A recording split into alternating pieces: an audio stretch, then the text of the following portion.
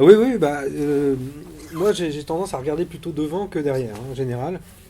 Donc, Belle et Sébastien, pour moi, j'ai fait ça il y a 50 ans. Voilà, c'était du passé. Je suis passé à plein d'autres choses entre-temps. Et puis voilà, tout ça me revient à la figure par le biais du fameux film de Nicolas Vanier. Et donc, j'étais à la fois flatté, heureux, et puis surtout très très heureux qu'il me propose une participation, comme on dit, dans ce joli film. Et l'opportunité a voulu que j'ai une jolie scène avec le petit Félix.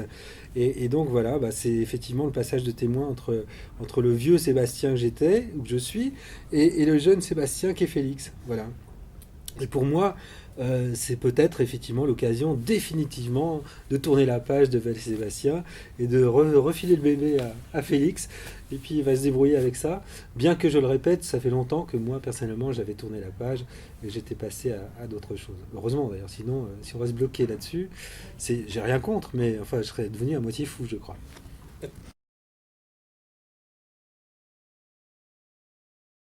Alors, pour une raison très simple, c'est que du vivant de ma maman, elle voulait pas entendre parler d'adaptation. Ensuite, elle a cédé ses droits à Gaumont, et donc Gaumont a tout pouvoir en termes de fabrication. Moi, j'ai qu'un droit moral, et donc du coup, la décision a été prise par des producteurs et Gaumont de faire cette adaptation, et évidemment, c'est eux qui choisissent et le réalisateur, et éventuellement les comédiens, etc. Donc voilà, tout ça m'est passé un petit peu au-dessus. Mais je n'ai aucun regret parce que, sincèrement, je trouve que Nicolas a fait un très très bon boulot. Il a donné même une plus-value, je dirais, à la série d'origine. Et donc, je n'ai absolument aucun regret et aucun remords ni regret là-dessus parce que j'ai d'autres projets, je vais faire d'autres choses. Et finalement, les Sébastien ne m'appartient pas, mais appartient à plein de générations. Et donc, c'est très bien comme ça.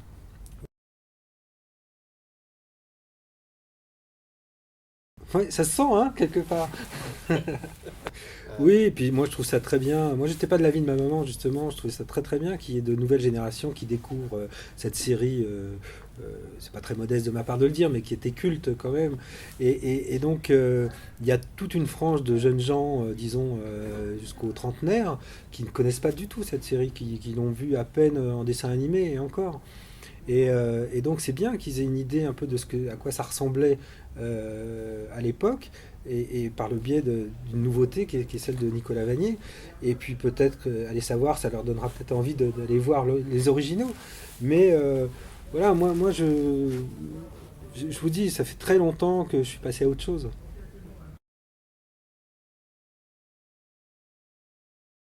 J'ai des témoignages de lettres que j'ai encore, parce que maman ne jetait rien, donc elle a des sacs entiers de lettres qui viennent du monde entier, vraiment. De tous les pays, Canada, Japon. C'est très impressionnant. C'est impressionnant de les voir physiquement, ces lettres. C'est autant de bouteilles à la mer, autant de demandes, etc., auxquelles malheureusement on a répondu que très partiellement. D'où le bouquin d'ailleurs, parce qu'à travers le bouquin, je réponds aux fans, entre guillemets, de l'époque, 40 ans après, il était temps. Hein. Mais en tout cas, c'est très impressionnant ouais, de voir à quel point ça a marqué des générations entières.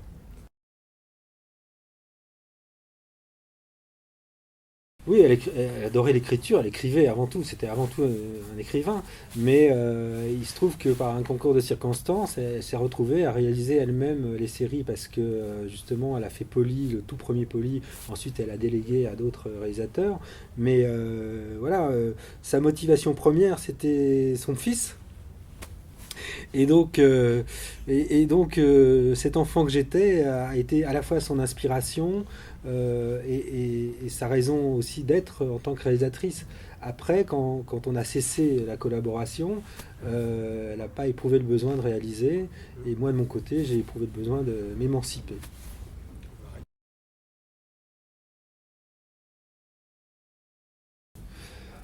J'ai l'impression qu'il y a une certaine spontanéité, un côté artisanal qu'il y avait à l'époque, d'ailleurs qu'on retrouve d'ailleurs dans toutes les séries ou même tous les films de l'époque. il y a un côté artisanal, quoi. C'est pas parfait au niveau de la lumière, c'est pas parfait au niveau de l'image, c'est pas parfait au niveau de plein de choses. Mais c'est justement ce qui est touchant. C'est un petit peu comme les voitures anciennes ou les motos anciennes. Ça craque de partout, ça fait du bruit, ça pue l'huile, mais on aime quand même. Bah, c'est un peu ça, quoi, cette nostalgie-là, quoi. C'était pas parfait, mais l'histoire était là, il y avait quelque chose qui tenait la route. Et ce qui est dommage, peut-être, avec les séries d'aujourd'hui, c'est que c'est très aseptisé, quoi. Même si c'est extrêmement bien exécuté, voilà, parfois on s'emmerde un peu, quoi, pour être clair. Alors voilà, moi je crois que c'est ça qui surtout qui fait la différence, quoi. Mais je vous rassure, je passe pas mon temps à me regarder en arrière, quoi.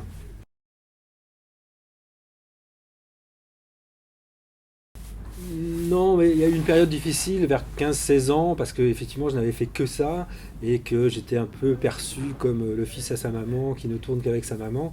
Et donc c'est vrai que quand vous avez 15-16 ans, c'est très très gênant, quoi. Et donc du coup j'ai éprouvé le besoin de prendre le large, de faire d'autres choses, de changer de métier puisque je suis devenu assistant réel pendant des années. Et puis je suis revenu à la comédie avec au métier d'acteur en tout cas, avec un bagage, avec un apprentissage fait. Euh, Paradoxalement, le fait d'avoir été assistant réalisateur pendant des années m'a appris et m'a amélioré comme acteur, parce que justement j'ai observé les comédiens, j'ai observé le travail de grands comédiens comme bon, il y a Charles Vanel évidemment qui m'a énormément marqué, mais il y avait aussi Dussolier, Huster, Rochefort, enfin j'en ai croisé pas mal, Romy Schneider, enfin j'ai eu la chance de tourner avec ces gens-là, et donc du coup c'est un apprentissage à lui tout seul, quoi. Ça vaut tous les cours de la terre, hein. Et donc, du coup, j'ai abordé ce métier d'une manière plus sereine, on va dire, avec un certain recul, mais en même temps avec un bagage et surtout un vécu qui a fait que il y avait encore une part instinctive, mais la part instinctive s'efface de plus en plus pour justement le vécu et essayer de faire ressortir ce vécu.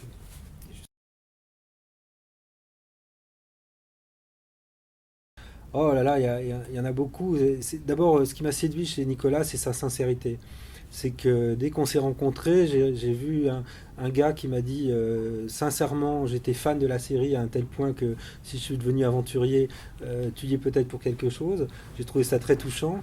Et en plus, il m'a fait lire le scénario que j'ai trouvé particulièrement intelligent dans le sens où il a transposé l'histoire dans les années 40, ce qui donne tout d'un coup une dimension héroïque à cette histoire. Et puis le choix du casting aussi, le choix de Tchéky n'était pas évident parce que moi je trouvais que Tchéky était beaucoup trop jeune pour faire César.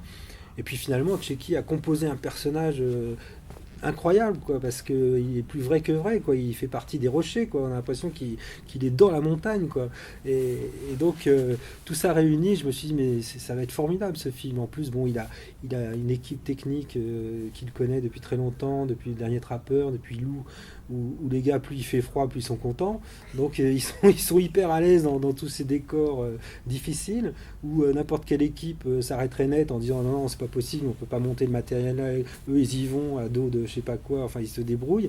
Non, non, il a vraiment réussi un exploit et je suis très très fier, très honoré de faire partie de cette aventure.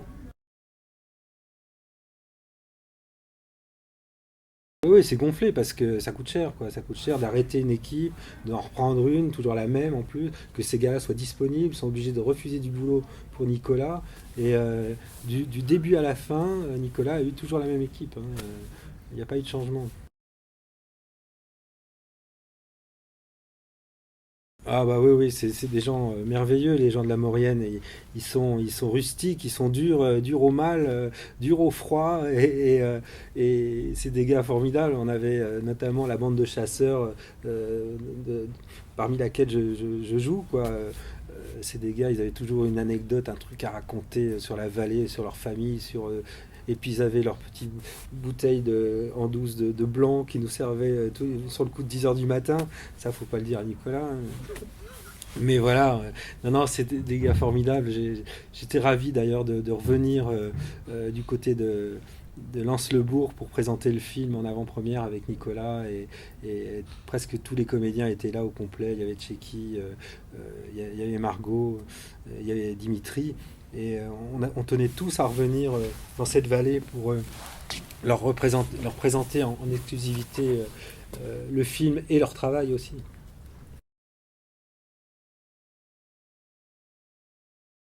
Ouais, en fait, c'est un bouquin de souvenirs et surtout d'anecdotes de tournage. C'est une sorte de making-of de ma vie de comédien.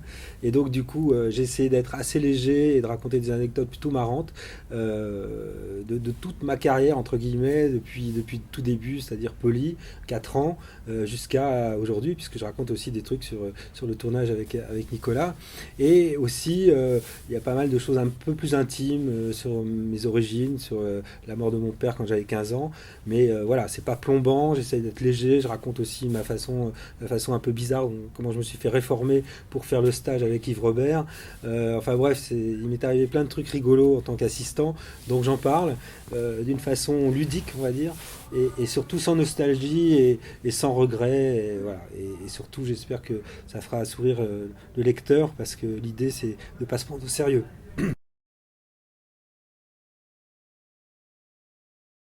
Bah justement, c'est pour remettre un petit peu les pendules à l'heure et qu'ils sachent ma vraie vie, qu'ils connaissent ma vraie vie et pas celle de Sébastien. Le vrai Sébastien est là. Le vrai Sébastien, il est là-dedans. Les Ouais. deux. Voilà. Le vrai Mehdi est là-dedans.